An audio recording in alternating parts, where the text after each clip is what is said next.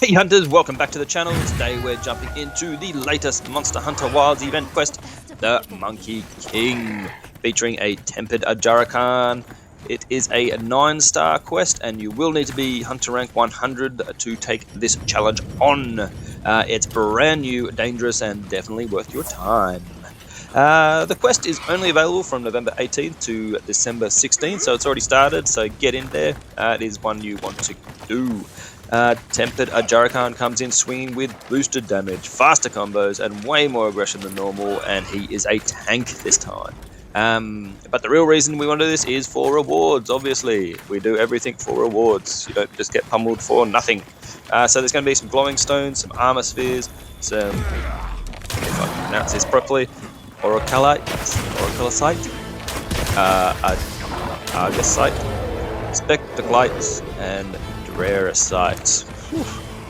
These materials are huge for the upgrading your gear, strengthening builds, and preparing for the big December update release, where we're getting new armor tiers and upgrade paths. So farming some of these armor spheres and extra materials are a must. Help you less grinding later, I suppose. In this video I'm going to be showcasing a few different weapons and talking about which ones I thought were easiest and hardest, and yeah, we'll have a look at those. Bit of a hint, though, was the easiest for me. That's my weapon of choice, so go figure. But before we do dive in, don't forget to like, subscribe, and share this video. It helps me out and helps the channel grow. Alright, hunters, sharpen those blades, notch those bows, and stock those pouches. Let's jump into the Monkey King. So you can see in this little bit here, I've just been going through. He's quick. He doesn't give you a lot of time to recover. You do want to get his raging fire off. Water and ice will help with that. So yeah, let's just go first things first, hey? So the weakness, Ajarakan's biggest weakness is, in this event, is actually ice. So following close by water and poison, you can like add some extra damage during time. You can stack part breaks and elements together, so that can help. Straight away, give that a little bit faster. His tempered state gives him more attack power, more stamina, harder hitting, spinning moves, and yeah, the quicker gap closes. Like you see him here, he just charges. Oh no, yeah, he's still raging. Yeah, he's a lot quicker there. So about this event work. So yeah, we got the Monkey King. It's Tempered Ajarakan. I spoke about the dates, so it's only November 18 to December 16. And it's a bit of a more high-end challenge for the experienced hunters. Yes, very good. So what makes this monkey different? Let me say, he has way more HP than normal. He's a tank. So yeah, faster combos, especially double spin and the leap grab. He gets rage faster and stays in rage longer. He's got larger area effects on the shockwave pumps, slams, and higher part resistance, so a little bit harder to break. So yeah, it's significantly harder, so watch out for that. Use all the areas, little bits and pieces like you saw there before. I had him sleeping with a toad. There's some rocks in the area as well, or the nice little bonus from that hit. There's the first takedown with a bow, nice one. Yep, so talk about some weakness, things like that. So break parts, the head's gonna make him more flinch opportunities and interrupts rampage. The arms, you're going to reduce that slam damage and the spinning consistency. Tail fluff, or the tail, when you cut that, it lowers his defense slightly, and the legs are going to help stagger him and keep him locked into punishable positions to just get him a bit more. Rightio, so you saw me with the bow before. That was the first run I had with, and it was the easiest by far for me. You've got your further distance. He's pretty predictable with what he's going to do. He telegraphs it all pretty obviously. He doesn't have a lot of long range attacks that you can't dodge. The great sword here was just hit and be hit kind of thing. I didn't use the hit and run tactic enough, I think. And I just got punished by him quite a few times. Yeah, the slower, bulkier weapons, I'm going to say, are going to be harder. Obviously, if you're better at it, go for it. It's easily doable. You're probably better at it than me. But yeah, so that's what I found out. The dual blades, you want to just stay on the back legs, and you can possibly just stagger him and keep him like locked up a bit better. This one I just got pummeled. Bows, yeah, just heaps better. You can stay mid-range and just predict everything. You can stay in front of him for the bow and just keep watching him. For any melee weapons, I would suggest getting behind him. Watch out for that grab. Don't go in without any little pods, which I fired my last one just before Greg grabbed there.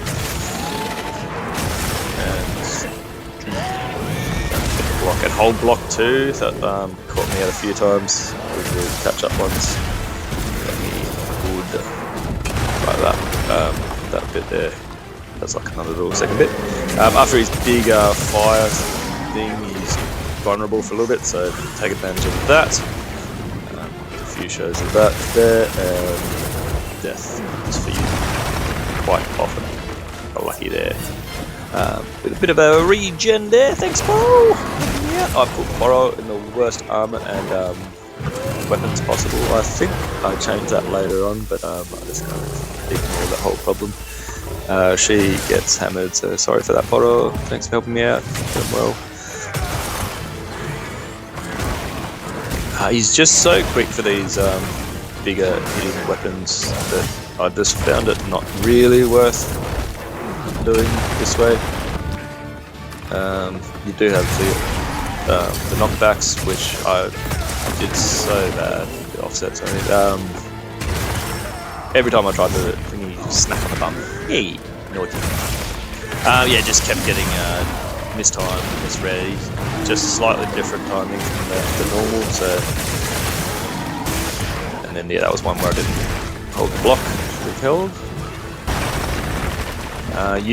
Like I said, use the environment to your advantage. There's those bombs there, definitely take advantage of that.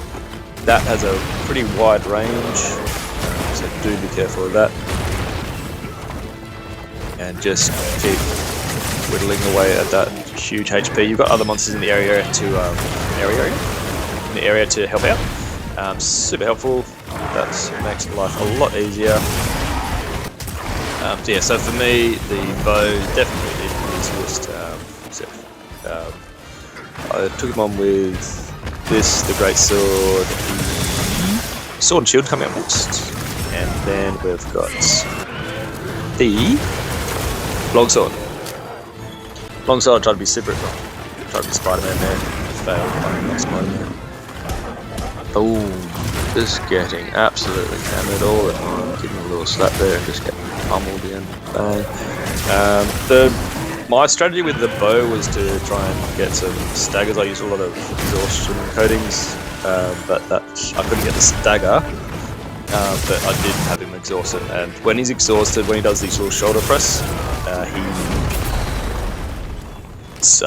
he'll stagger himself at the end of that. So that's good to have in the back pocket. Sword and shield, nice quick little attacks, and you can just keep kind of on his tail, keep running around him. Much easier to, it even gets you from behind. Again, I don't think you need to be too scared of that one. You just need to be prepared for it. The bigger sword, the great sword, the bigger weapons do kind of put you a bit of a disadvantage with that attack. The quicker, smaller weapons, just let you run around it a lot easier. And get in those good spots. He's got huge power on his hits. A lot of really close range hitters. As you know, he's the same monkey, but just amped up. He is ready to go, Tempered. But yeah, to be honest, I was a little disappointed with this whole thing. Little lacking of what I thought it was going to be. It's huge hype. So yeah, I was a bit sad with that. But yeah. Set a trap and you can get both those bombs off at him, so that was nice. Yeah, keep using plenty of traps. Stun works well. You can use it a fair few times before it stops working. Same with the traps.